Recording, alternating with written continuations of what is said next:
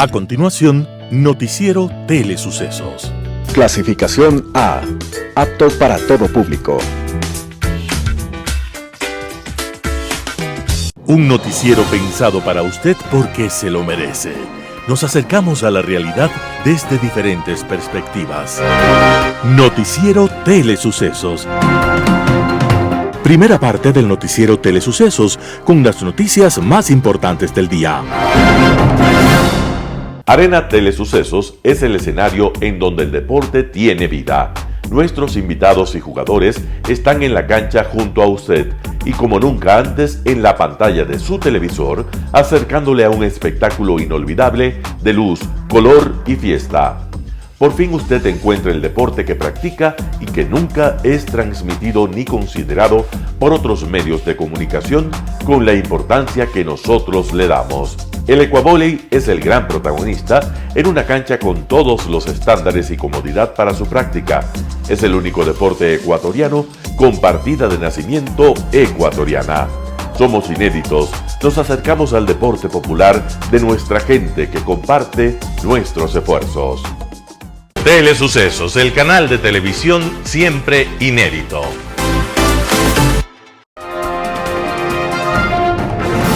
Un día como hoy. Hubo un boxeador que tenía dinamita en sus puños y dinamita en su cerebro, dinamita en sus puños contra sus contendores en el ring y dinamita en su cerebro por sus opiniones. Este boxeador llamado Cassius Clay después se convirtió al islamismo y su nuevo nombre fue también conocido por todos, Mohamed Ali. En alguna ocasión, varios periodistas lo acorralaron a preguntas relacionadas con el boxeo y Mohamed Ali les respondió con otra pregunta. ¿Por qué solo hablan de boxeo? La vida está llena de intereses distintos y yo me gano la vida dando golpes en un ring, pero yo soy un intelectual. Me gusta la poesía y la filosofía. Hablemos de ciencia, de historia, de política. La vida está llena de emociones. ¿Por qué tenemos que hablar del boxeo? ¿Qué es lo peor de todo? Mohamed Ali sintió que su poder no podía limitarse a ser solamente demoledor con los puños, sino con sus opiniones. Cuando le pusieron uniforme para que combatiera en la guerra de Vietnam, se negó y dijo que nada tenía contra los vietnamitas, porque los vietnamitas no habían hecho nunca nada malo contra los negros norteamericanos. Entonces, en represalia, las autoridades lo despojaron del título mundial, le prohibieron el boxeo, lo multaron y lo mandaron a la cárcel. Después de 3 años se condena por su decisión de no ir a la cárcel.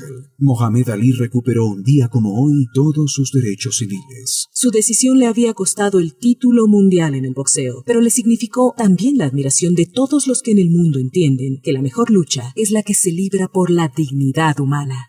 Las principales noticias del día.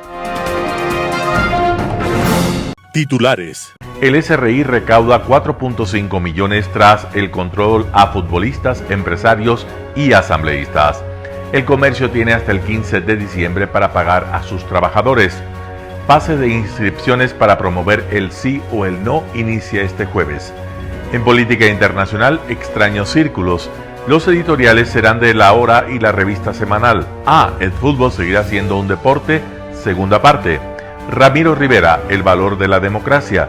Thalía Flores, gobernados por la mentira y el engaño. Noticias del día. Sistema de rentas internas recauda 4.5 millones tras control a futbolistas, empresarios y asambleístas. El Servicio de Rentas Internas SRI aplicó los planes de control rápidos, PCR tributarios, y con ellos se logró una recaudación efectiva de impuestos por 4.5 millones de dólares. Estos PCRs buscan contrarrestar la información declarada y la información que proviene de fuentes nacionales e internacionales sobre los contribuyentes. Se aplicó el proceso a 67 personas naturales de alto perfil a escala nacional entre septiembre y noviembre del 2022. De estos son 52 por el régimen impositivo único y temporal para la regularización de activos en el exterior, RIBUD y contribución al patrimonio, y 15 por impuesto a la renta de ingresos no declarados, para lo cual se efectuaron comparecencias y requerimientos de información, dijo el SRI. Entre las personas naturales incluidas en el primer PCR tributario están futbolistas, asambleístas, empresarios y personas naturales con importantes patrimonios en el exterior. El SRI indicó que en diciembre se iniciará la segunda fase dirigida a 85 personas naturales. Los PCRs tributarios son posibles gracias al cruce de información local que ha empezado a realizar el SRI. Este análisis se complementa con la información recibida de parte de los organismos internacionales sobre cuentas y activos en el exterior. El comercio tiene hasta el 15 de diciembre para pagar a sus trabajadores. El diario El Comercio se acerca a sus 117 años de existencia, sumergido en la que podría ser la peor crisis de su historia. El próximo 1 de enero de 2023 es el aniversario del periódico, cuya edición impresa dejó de circular durante 3 días desde el sábado 3 de diciembre. Desde hace 3 meses el Grupo El Comercio no ha pagado los salarios de sus trabajadores, las obligaciones patronales con los jubilados y las deudas con los trabajadores que fueron liquidados. Al menos 150 trabajadores dicen seguir trabajando con la esperanza de conservar sus puestos de trabajo y que los directivos encuentren salidas a la crisis y les paguen sus salarios. Harold Burbano, patrocinador jurídico de 135 trabajadores del Comercio, comentó que el objetivo es garantizar que el empleador se ponga al día con los salarios, situación que vulnera los derechos de los trabajadores y que les dificulta cumplir con su labor. Según el abogado, los colaboradores que siguen en modalidad de teletrabajo ya no tienen recursos para pagar los servicios de Internet para poder continuar con sus tareas. Además, explica que no tienen intenciones de paralizar sus actividades para evitar que haya motivo para que el comercio termine sus contratos de trabajo. El ministro del Trabajo, Patricio Donoso, dijo que los directivos del diario tienen hasta el 15 de diciembre, de acuerdo con la ley, para pagar. Fase de inscripciones para promover el sí o el no inicia este jueves. Desde este jueves 8 de diciembre del 2022, el Consejo Nacional Electoral CNE abrirá la etapa de inscripción a las organizaciones sociales y políticas que quieran participar para impulsar el sí o el no de las 8 preguntas del referéndum que plantea el gobierno del presidente Guillermo Lasso. El plazo para las postulaciones vence el 12 de diciembre del 2022 y la campaña electoral se llevará a cabo desde el martes 3 de enero al jueves 2 de febrero del 2023. El plebiscito se efectuará el 5 de febrero del 2023 y coincidirá con el día del sufragio previsto para las elecciones seccionales y del Consejo de Participación Ciudadana y Control Social. El presupuesto aprobado para la ejecución del referéndum es de $18.08 millones, incluida la proyección del Fondo de Promoción Electoral. Entrevista del día. La mañana de este miércoles en Radio Sucesos, Juan Carlos Holguín fue entrevistado. Él es canciller del Ecuador y habló sobre el visado Schengen y Ecuador en La Haya. Escuchemos lo que dijo. ¿Qué podemos esperar los ecuatorianos también de que el Parlamento Europeo, cuando se reúna, cuando pueda votar, pues lo haga de manera positiva en favor del Ecuador? Bien. La buena noticia es que por primera vez hay un hecho concreto en relación al objetivo que tiene el Ecuador sobre la exención del visado Schengen para nuestro país, para viajes de hasta 90 días. Y es parte de la estrategia que lideró el presidente Lasso de ir por un camino distinto al que se había ido con anterioridad, es ir hacia la visión política. En esa visión política, nosotros tomamos el camino de recurrir al Parlamento Europeo. El presidente Lasso mantuvo conversaciones con el presidente Pedro Sánchez de España, también con el rey de España, con el expresidente José María Aznar, y logramos que tanto el bloque socialista europeo como el bloque del Partido Popular Europeo, desde sus bancadas de España, pidan al resto de sus colegas que dentro de la tratativa de algunos países árabes que buscaban la exención y venían en un proceso de años, se incluye el Ecuador.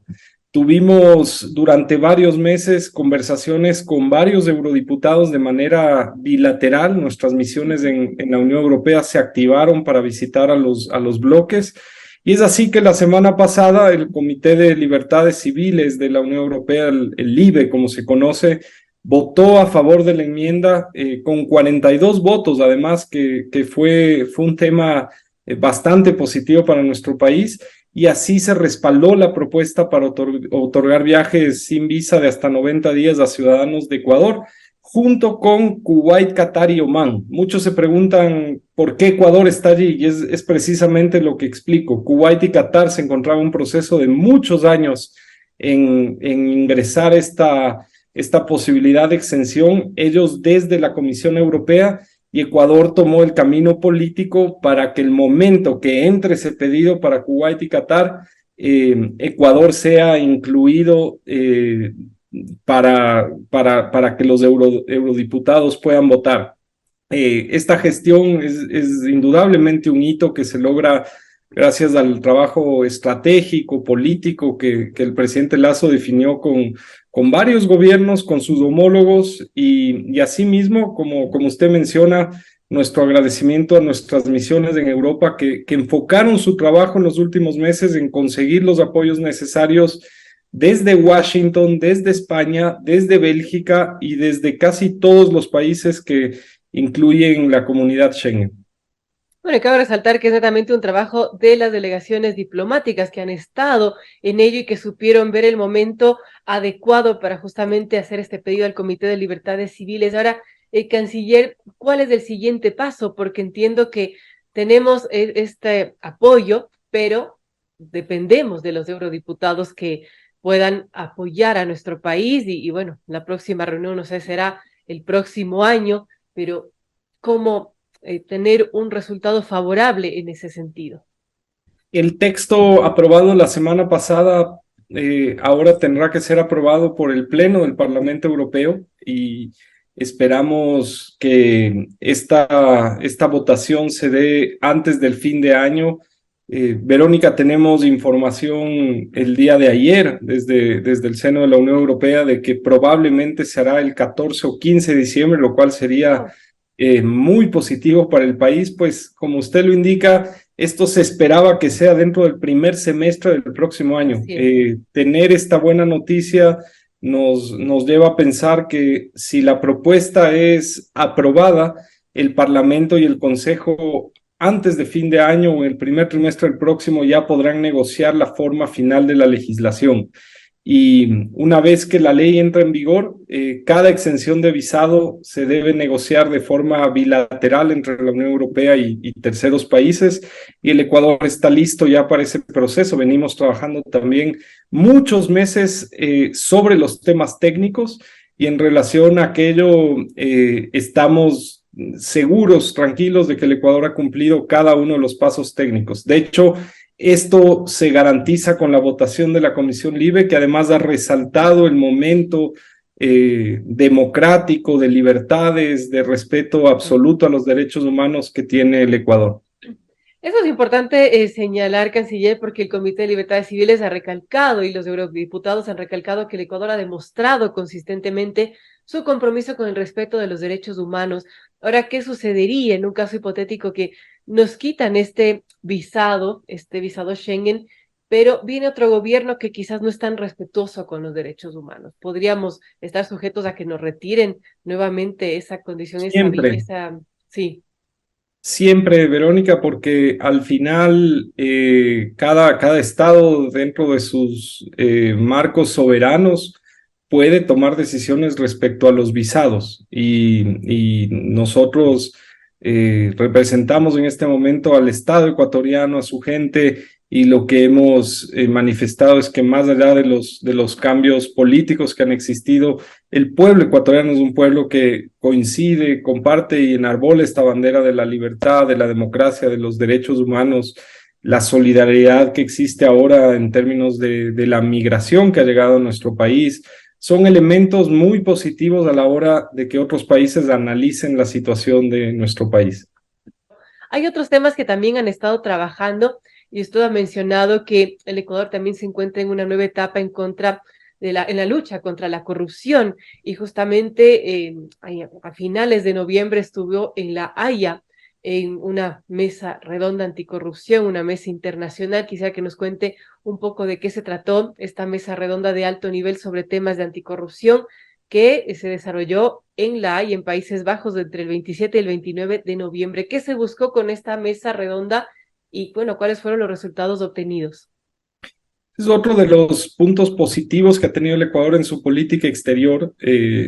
tanto Países Bajos a nivel oficial y Canadá, el gobierno de Canadá, han pedido al Ecuador que se integre como el tercer país para liderar esta mesa redonda sobre políticas anticorrupción, sobre todo enfocada a la gran corrupción. Compartimos con esos países los mismos principios de la lucha contra la corrupción, de la lucha contra la cleptocracia, y pudimos ser parte, gracias al trabajo de la Secretaría Anticorrupción liderada por Luis Verde Soto, de este marco internacional para proponer una serie de mecanismos de discusión contra la corrupción y la cleptocracia que incluyen el análisis de una corte especializada. Y parte de poder estar liderando esta mesa es que el Ecuador y el Ecuador como representante de GRULAC y otros países con economías en desarrollo han podido poner sus elementos en discusión sobre lo que significa precisamente la corrupción en gran escala en nuestros países, que le hace muchísimo daño a la democracia. Lo estamos viendo en muchos países, en el Ecuador no es la excepción. Hemos podido debatir en los últimos días precisamente lo que significa la corrupción en gran escala por parte de los procesos que ha tenido el gobierno que estuvo en el poder entre el 2007 y 2017 y que, como menciono, tanto daño le hace a las instituciones, un camino de desestabilización deliberada en búsqueda de la impunidad, y lo que se busca es precisamente discutir estos elementos en el marco internacional para que los países tengamos una posición consensuada respecto a la corrupción en gran escala. Bueno, importantes avances entonces. ¿Cuándo se volverían a reunir o cuál es el siguiente paso respecto a estos temas de anticorrupción que se dieron en La Haya?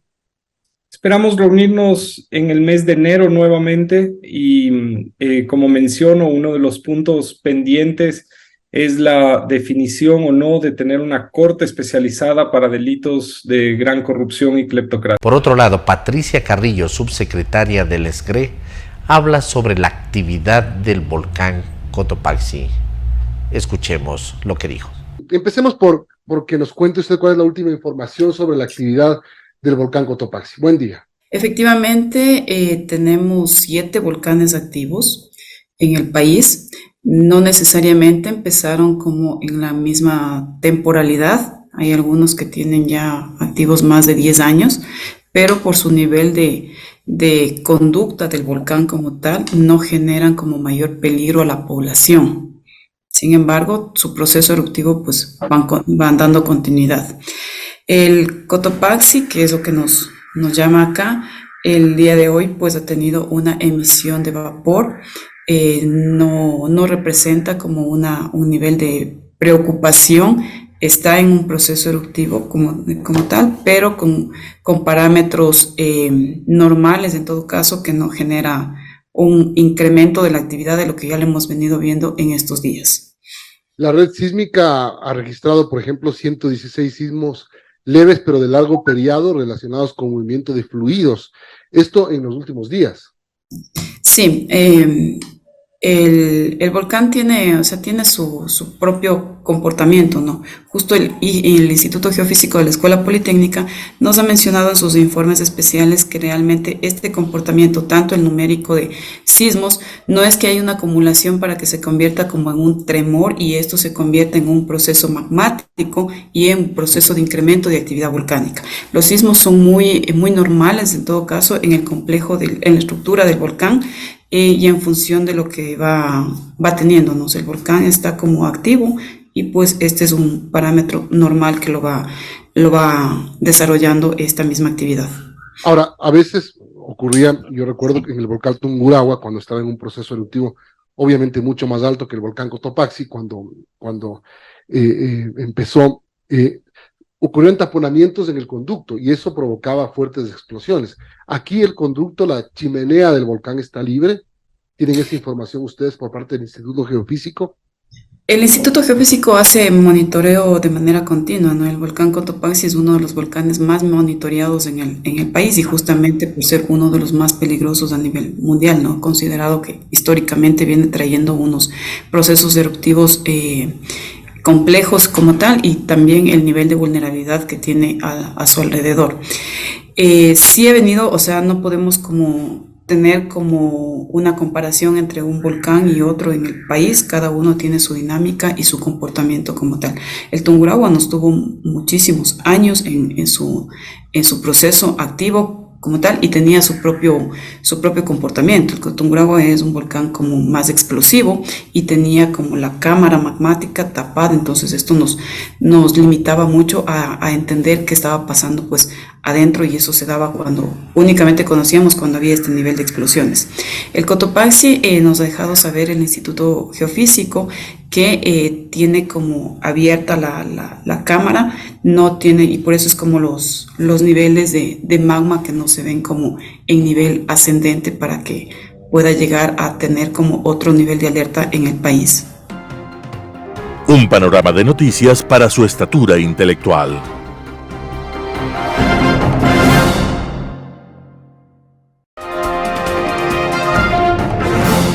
Global Hoy con Alan Carney. Extraños círculos. Desde hace varias semanas nos llegan noticias desde diversos medios y orígenes acerca de unos extraños fenómenos que se han venido produciendo, consistentes en grupos de ovejas y otros mamíferos reunidos y girando en círculos durante varios días. Algunas explicaciones se han ensayado atendiendo al comportamiento de los animales de manada, que aparentemente es común a prácticamente todas las especies de mamíferos gregarios. Como tales, los seres humanos instintivamente se comportarán también de esas maneras y quién sabe si muchas conductas sociales que son observables en grupos humanos reunidos tienen su origen en lo profundo del instinto.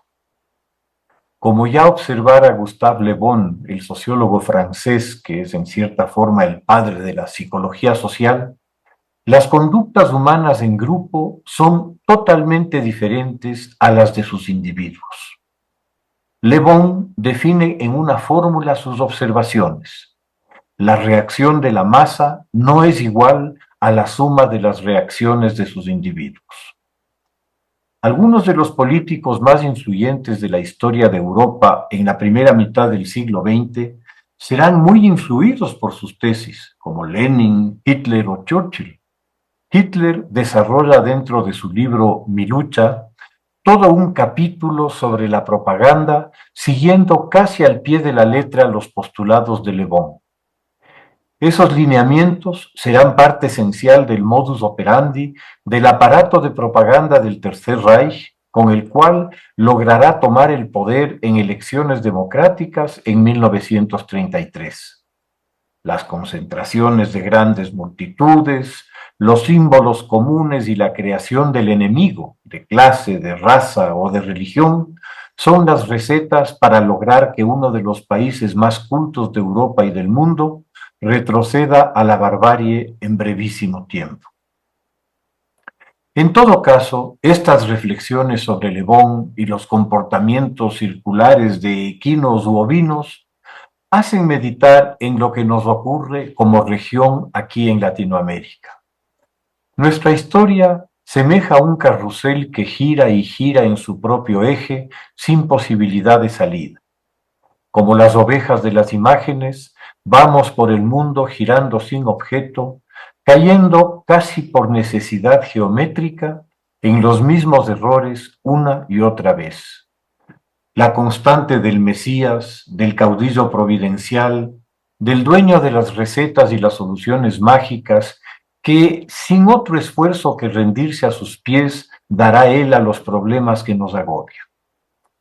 No es difícil observar en el tiempo como esta noria a la que parecemos atados por alguna limitación, sigue girando en el mismo lugar mientras el resto del mundo transita hacia adelante, a cada vez mejores niveles de vida, incluso en países que se hallaban mucho más retrasados hace relativamente poco tiempo.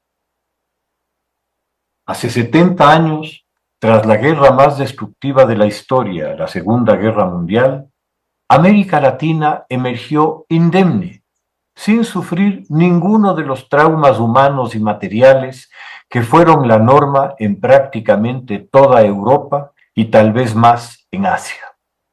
Alemania y Japón, y en menor medida Italia, las potencias del eje derrotadas en el conflicto, además de sufrir una destrucción apocalíptica de sus ciudades e infraestructuras viales e industriales, fueron diezmadas en su población por los millones de muertos y mutilados, entre quienes estaba la gente más preparada y en mejor edad para la producción.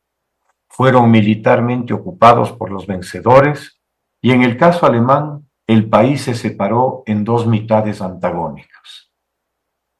Y no es que a los vencedores les haya ido mucho mejor, con la excepción de Estados Unidos, que no vivió la guerra en su país fuera del ataque a Pearl Harbor. La Unión Soviética pagó un alto precio en vidas por la victoria, al igual que China en su guerra con Japón y aún más en sus interminables guerras civiles entre diversos señores de la guerra que encontraron tiempo para matarse entre sí mientras Japón se adueñaba de extensas regiones chinas. ¿Qué decir de las Coreas, explotadas durante 35 años como colonia por Japón, para terminar divididas en una sangrienta guerra civil con millones de víctimas y Seúl destruida por el conflicto que ha seguido marcando el destino del país? Tal vez el ejemplo más notable de progreso y de decidida marcha hacia un futuro mejor es el de la República de Vietnam, una colonia de Francia antes de la guerra, con los traumas del colonialismo, para ser ocupada por Japón durante la Segunda Guerra Mundial y tras ser este derrotado, volver al poco deseable estado anterior, contra el cual se revela en una larga guerra de independencia que concluye en su primera fase en la partición de Vietnam en dos países que seguirán luchando entre sí con la intromisión de grandes potencias, sobre todo Estados Unidos, hasta 1975. Hoy, Vietnam, al poder dedicar sus mejores energías a las creadoras actividades del comercio, industria y la creación de riqueza, ha logrado un progreso material que habría parecido imposible. Que lo ha hecho, como todos los países que han decidido avanzar, en base a un esfuerzo del conjunto de la sociedad con disciplina y orden, está de más decirlo. Sin duda alguna, la oportunidad histórica que se le presentó a esa Latinoamérica indemne para transformarse en el verdadero nuevo mundo, dada la coyuntura providencial que, en efecto, dejó fuera de juego a buena parte de sus posibles competidores en el desarrollo de una gran base industrial para respaldar su posición como potencial granero de un mundo hambriento y necesitado, nunca se concretó. Como otras veces en el futuro, se dejó pasar el tren de la historia y del progreso. El peronismo argentino sería el modelo a seguir con su demagogia retórica llena de promesas vacías. Su ejemplo cundió por la región, mientras en la arrasada Europa la gente se rompía trabajando de sol a sol por su pan y por su techo. En 15 años, Alemania estaba en pie, igual que Italia y todo el occidente europeo. Japón ya producía unas primeras muestras de lo que sería su segundo milagro industrial, y Corea del Sur, al igual que Taiwán y Hong Kong, crecían a unos ritmos de locos.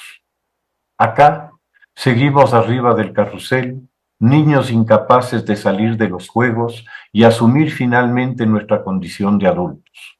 Sorprendemos al mundo logrando que varios países sean ya, o muy pronto, estados fallidos o pseudoestados en manos de organizaciones criminales. Una infancia de 200 años como que resulta excesiva. Muchas gracias. Editorial ¿El fútbol seguirá siendo un deporte? Por eso, mi segunda inquietud se refiere a la posibilidad de rescatar la magia de jugar al fútbol y dejar atrás la práctica de impedirlo. ¿Será posible que la próxima Copa Mundial del Fútbol se premie al equipo que alcance el mayor número de goles? Por supuesto que tengo otras dudas e inquietudes sobre este maravilloso deporte y de su máxima expresión, como es el Campeonato Mundial, pero si alguien me explica las dos anteriores me doy por satisfecho.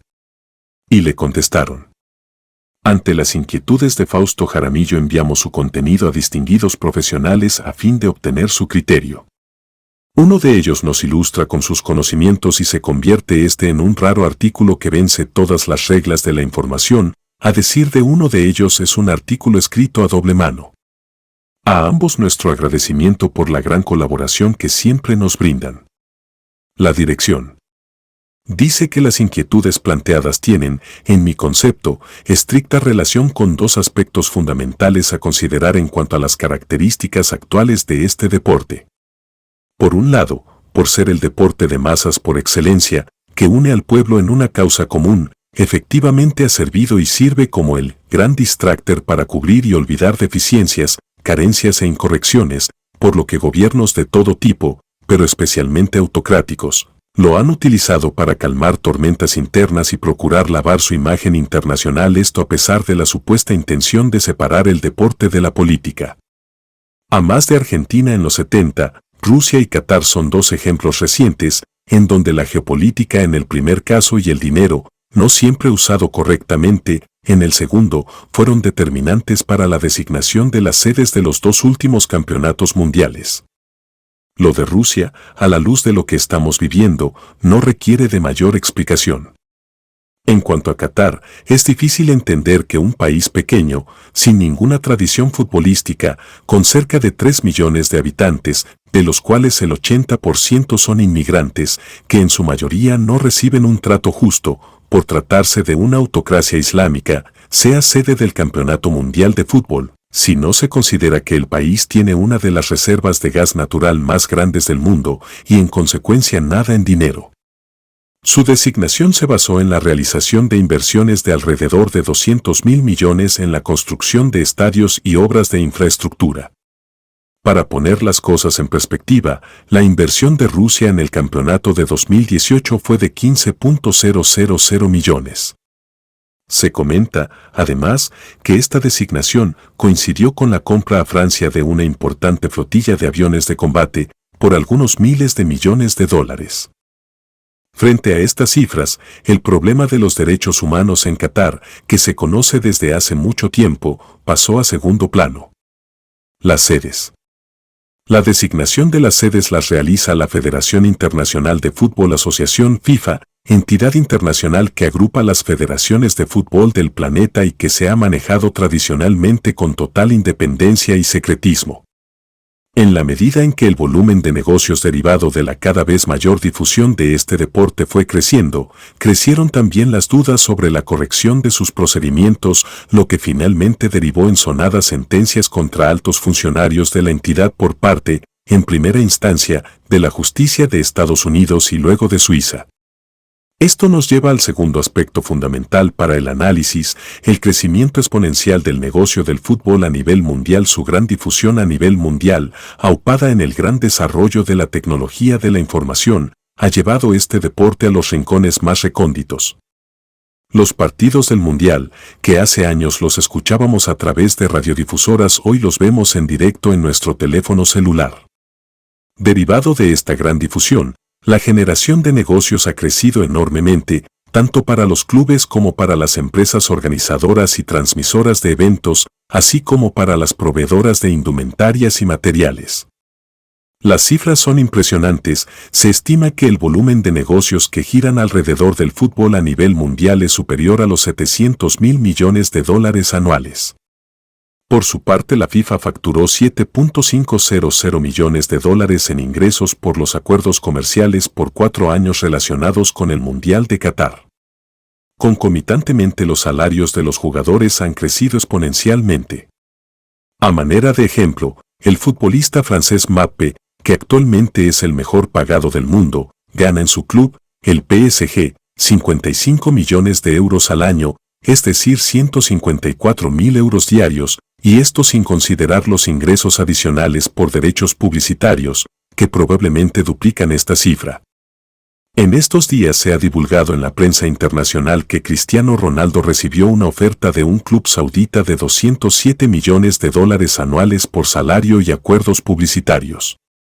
Las cifras señaladas determinan que la primerísima prioridad de los actores primarios en esta actividad, es decir, jugadores y clubes, sea obtener resultados positivos, es decir, ganar partidos y campeonatos, que redunden en mayor asistencia y venta de licencias y derechos publicitarios. El juego bonito queda como algo necesario pero secundario.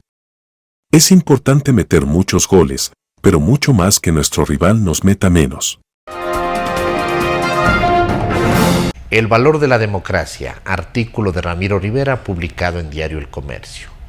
Hace más de 100 años, 1920, Hans Kelsen escribió un libro titulado De la esencia y valor de la democracia, en el que reflexiona sobre las cuestiones relevantes de la representación, el sufragio universal e igual, las mayorías y la existencia de las minorías necesitadas de protección, el parlamento y el parlamentarismo, el principio de las mayorías, la relevancia de los partidos políticos. El pensamiento de Kelsen se sitúa distante de las viejas monarquías absolutas y los regímenes autocríticos cuestionados durante los siglos XVIII y XIX, lo que expresaba en su alegato a favor del parlamentarismo y de un parlamento que tambalea sus propias crisis de obstrucción. Para el gran jurista, la relevancia del parlamento es inequívoca. La existencia de la democracia moderna depende de que el Parlamento sea un instrumento útil para resolver los problemas sociales de nuestro tiempo, refiriéndose al sistema de gobierno parlamentario que se extendería en Europa. Desde la representación se configura la formación de la voluntad política y normativa del Estado, que convierte a veces y no siempre la voluntad de la comunidad. Si bien en sede parlamentaria decide la mayoría, su presencia presupone la existencia de una minoría y su debida protección ante abusos que se cometan. Kelsen analiza los reproches a la baja cualificación de los legisladores, pero Kelsen no se imaginaba en lo que podría devenir una asamblea cuando una mayoría decide asuntos públicos sin pensar en la democracia ni en los ciudadanos. Desadaptada y sin valores, donde solo caben sucios intereses de caudillos, de corrupción e impunidad. Es lamentable que el pensamiento kelseniano se haya reducido, aún en la academia, a lo peyorativo del positivismo y se ignore el amplio horizonte de sus convicciones democráticas. La mayoría de asambleístas ¿sabrá quién fue Kelsen? Seguro que no. Lo que sí sabemos es que esa mayoría desconoce el valor y la esencia de la democracia. Artículo de Ramiro Rivera, publicado en Diario El Comercio. Gobernados por la mentira y el engaño. Talía Flores, primicias. A diciembre de 2022, Ecuador es una democracia en entredicho, con autoridades que avergüenzan a los ciudadanos al haber llevado a la institucionalidad del país a su límite. Los 4 vocales del Consejo de Participación Ciudadana y Control Social, que fueron destituidos por la Asamblea Nacional, eligieron a Roberto Romero Bonch-Bourwald como superintendente de bancos y quieren que la Asamblea lo posesione. Quienes controlan la legislatura, con Virgilio Saquicela a la cabeza, no reconocen esa designación al haber sido hecha por quienes fueron defenestrados. La reacción de Hernán Ulloa, Ivette Suspiñán, María Fernanda Rivadeneira y Francisco Bravo ha sido acusar a Saquicela de incumplir fallos judiciales, ya que un juez de la Concordia admitió a trámite una acción de protección que interpuso un ciudadano en contra de la decisión de la Asamblea y dictó medidas cautelares. En la controversia toma partido el gobierno de Lasso al reconocer a los 4 vocales, señalando que la medida cautelar suspendió los efectos de la censura y destitución en el juicio político. El oficialismo también había criticado que la Asamblea solo haya procesado a 4 y no a los 7 vocales, y que no haya habido un informe de la Comisión de Fiscalización que recomendara el enjuiciamiento. Un nuevo enfrentamiento entre el Ejecutivo y el Legislativo está servido, teniendo como casus belli al Consejo de Participación Ciudadana y Control Social, cuyo control se ha convertido para las partes en un fetiche por el poder que representa. Una pugna de poderes, aunque ya no asombra, al haberse vuelto cotidiana, es un riesgo para la incipiente democracia, más aún si no se avisora una salida. ¿Quién podría dirimir la controversia cuando las dos partes dicen tener la razón y hasta los constitucionalistas más connotados tienen opiniones diferentes entre ellos? ¿En quién confiar cuando el país le consta que actúan al filo de la ley, usando a los jueces y engañando a la gente? ¿No es hora de que la Corte Constitucional se pronuncie? En instantes delicados como estos, uno piensa cuánta razón tenía el filósofo francés Jean-François Revel cuando, en su obra El conocimiento inútil, sostiene que la primera de todas las fuerzas que gobiernan el mundo es la mentira. Lo escribió en 1889, pero es como si lo hubiera hecho hace unos días y se lo hubiera dedicado a Ecuador. Solo la memoria selectiva de ciertos políticos impediría recordar que apenas 10 meses atrás, en una operación con sello de Banana Republic, se sacó a la presidenta del Consejo de Participación Ciudadana y Control Social, a Sofía Almeida, vinculada al Partido Social Cristiano, quien tuvo un desempeño intolerable y audaz y actuó al filo de la legalidad, para desalojar a Almeida y colocar a Hernán Ulloa, quien solía jactarse de su cercanía a Lasso, publicando en Twitter fotos junto a él en las 3 campañas por su presidencia. La policía, que obedece al Ministerio de Gobierno, rodeó la sede del Consejo de Participación y hasta se cambiaron las cerraduras de las puertas. Que el Consejo de Participación Ciudadana y Control Social se ha manejado políticamente le consta al país entero, desde que fue inventado en Montecristi en 2008 para entregar el poder total a Correa. Los vocales le obedecían sin chistar. Los concursos para elegir autoridades de control fueron pantomimas. El control social prometido, una falacia. Revel tiene razón, la mentira domina el mundo. Los vocales del actual Consejo de Participación fueron elegidos en las urnas en marzo de 2019 por mandato de la consulta popular de 2018 que buscó sacar la política de la institución, pero sin lograrlo. Al inicio estuvieron José Tuárez, Cristian Cruz, Walter Gómez, Victoria de Sintonio, Sofía Almeida, María Fernanda Rivadeneira y Rosa Chalá. Poco después, por incumplimiento de funciones, el cura Tuárez, Gómez de Sintonio y Chalá fueron censurados y destituidos por la Asamblea Nacional. En su lugar, posesionaron a Juan Javier Dávalos, David Rosero, Ivette Estupiñán y Francisco Bravo. Por un carnet de discapacidad entregado supuestamente de manera ilegal, la Asamblea destituyó también a Cristian Cruz, quien fue reemplazado por Hernán Ulloa. La historia del Consejo de Participación es de la historia de un engaño colectivo sin precedentes. La independencia de la entidad es una ficción, con excepción del Consejo de Transición que presidió Julio César Trujillo y que sirvió para reinstitucionalizar al país en un momento muy grave. Este ha sido un mamotreto jurídico insufrible, un esperpento que hay que eliminar por salud democrática, pero el destino del actual Consejo de Participación está por ser escrito. Hasta ahora el gobierno y la oposición legislativa no dan señales de encontrar una salida. Tras destituir a los 4 vocales, la Asamblea había llamado para posesionar a los suplentes, pero hasta cuando se escriben estas líneas, esto no se ha concretado. Hernán Ulloa ha dicho que los consejeros suplentes no podrán actuar, aunque la Asamblea los posesione.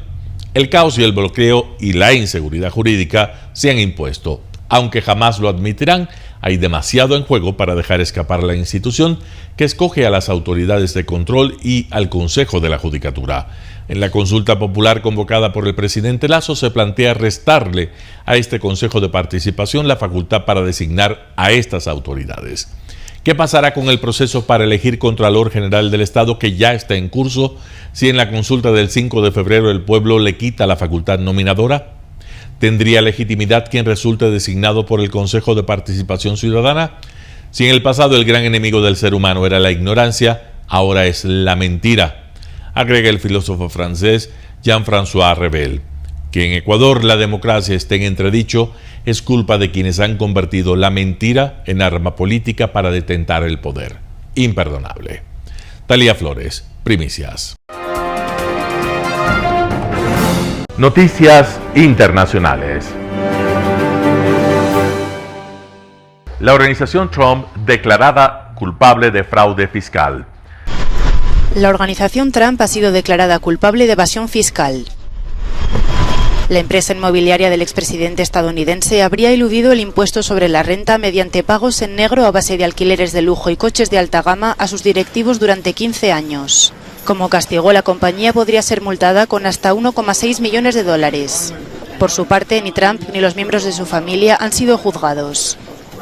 El antiguo director financiero de la organización, Allen Weisselberg, se declaró previamente culpable y testificó en el juicio a cambio de una sentencia de 5 meses de cárcel. Alemania, 25 ultraderechistas detenidos, entre ellos una juez, por planear un golpe de Estado. Redada contra la extrema derecha en Alemania. La Fiscalía alemana ha informado este miércoles de la detención de 25 presuntos ultraderechistas por planear un golpe de Estado. Según medios alemanes, Brigitte MW, jueza y exdiputada del partido Alternativa para Alemania, figuraría entre los acusados. 22 de ellos pertenecerían a una organización terrorista basada en el movimiento Reichsbürger que no cree en la forma de Estado establecida en Alemania. Los otros 3 detenidos, entre ellos un ciudadano ruso, eran simpatizantes del movimiento. Según la Fiscalía, algunos de los miembros de la organización desempeñaron en el pasado un servicio activo en el ejército alemán. Las detenciones se han producido en varios estados germanos, entre ellos Baviera, Berlín y Baja Sajonia. También ha habido una en Austria y otra en Italia. Las redadas en las que participan más de 3.000 agentes todavía continúan y se están llevando a cabo en los estados de Brandenburgo, Renania del Norte-Westfalia, Renania-Palatinado y Sarre.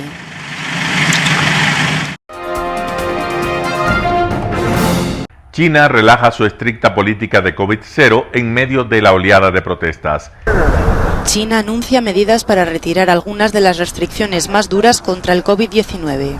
Así lo ha anunciado la Comisión Nacional de Salud China este miércoles. Las medidas incluyen la limitación de la escala de bloqueo a pisos y edificios individuales en lugar de distritos y barrios enteros. Las personas que den positivo en las pruebas del virus podrán aislarse en casa en lugar de en hospitales de campaña y las escuelas en las que no ha habido brotes deberán volver a impartir clases presenciales. Este cambio de rumbo en las normas sanitarias pone fin a los casi 3 años de política COVID-0 en los que el gobierno de Xi Jinping ha obligado a la población a someterse a repetidos encierros, pruebas PCR a gran escala y largas cuarentenas para extranjeros. La dureza de las medidas ha provocado una oleada de manifestaciones desde hace 10 días en varias ciudades del país, exigiendo más libertad e incluso la dimisión del presidente. Las protestas han alcanzado una magnitud histórica que no se veía desde las movilizaciones prodemocráticas de Tiananmen en 1989. Alistan propuesta bipartidista que otorgaría la ciudadanía a millones de migrantes en Estados Unidos. Hasta 2 millones de personas podrían beneficiarse de una vía legal a la ciudadanía para migrantes que llegaron a Estados Unidos siendo niños y están protegidos de la deportación gracias al programa DACA. Una de ellas sería Cristian Lozano Córdoba. Pues sí, sería un súper regalo para el fin del año.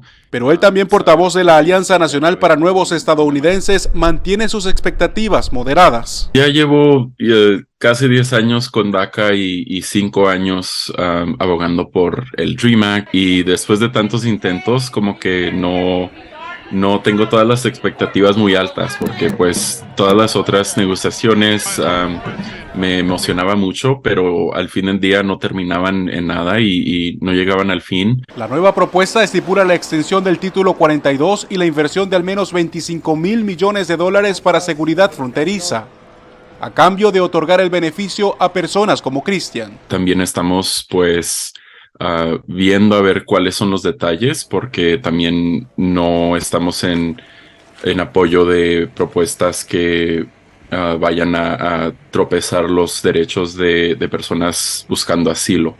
La Casa Blanca evitó comentar sobre el plan, ya que, según la portavoz, el presidente no ha visto la propuesta detallada. Estamos comprometidos a trabajar con miembros del Congreso de ambos partidos en soluciones reales para modernizar nuestro obsoleto sistema de inmigración. El presidente ha pedido repetidamente al Congreso que proteja permanentemente a los Dreamers. No está claro si la propuesta de la senadora Kyrsten Sinema, demócrata por Arizona, y el republicano por Carolina del Norte, Thom Tillis, pueda tener éxito, ya que en el Senado se necesitan 60 votos y entre los dos partidos hay diferencias marcadas sobre las dos partes del proyecto. Por ejemplo, los demócratas se oponen a la existencia del Título 42, una medida impuesta por el expresidente Donald Trump durante la pandemia y que ha mantenido Biden para deportar de manera inmediata a los migrantes, sin permitirles solicitar asilo. Republicanos de alto rango también han sido claros. Apoyan restricciones al sistema de asilo y detener los cruces irregulares en la frontera, que alcanzaron números récords en 2022 y que según la propia Casa Blanca podrían duplicarse si se elimina el Título 42. Jorge Agobián, Voz de América.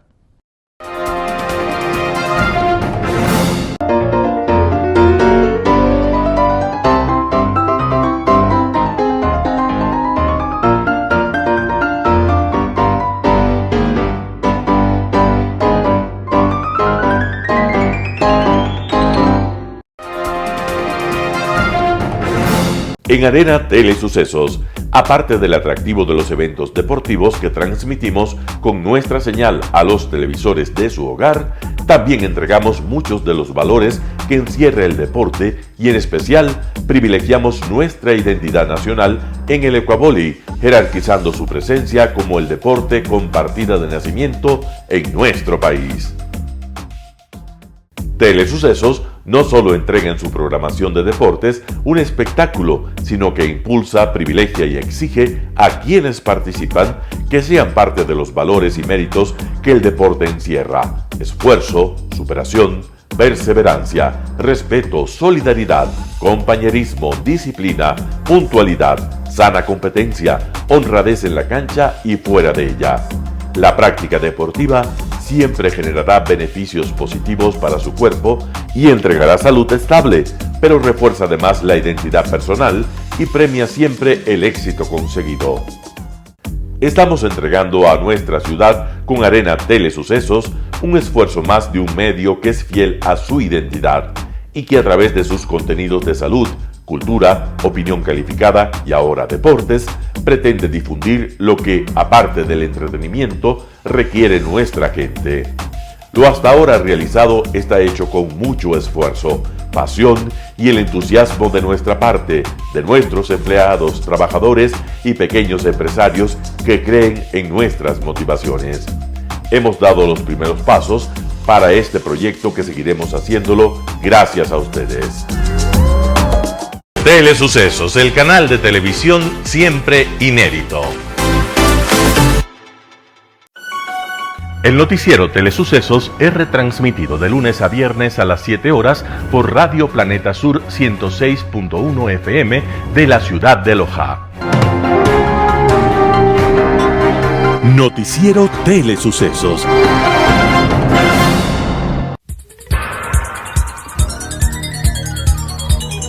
Las opiniones vertidas en este espacio por la producción y dirección del programa son de exclusiva responsabilidad de sus autores y de quienes intervienen en ellos.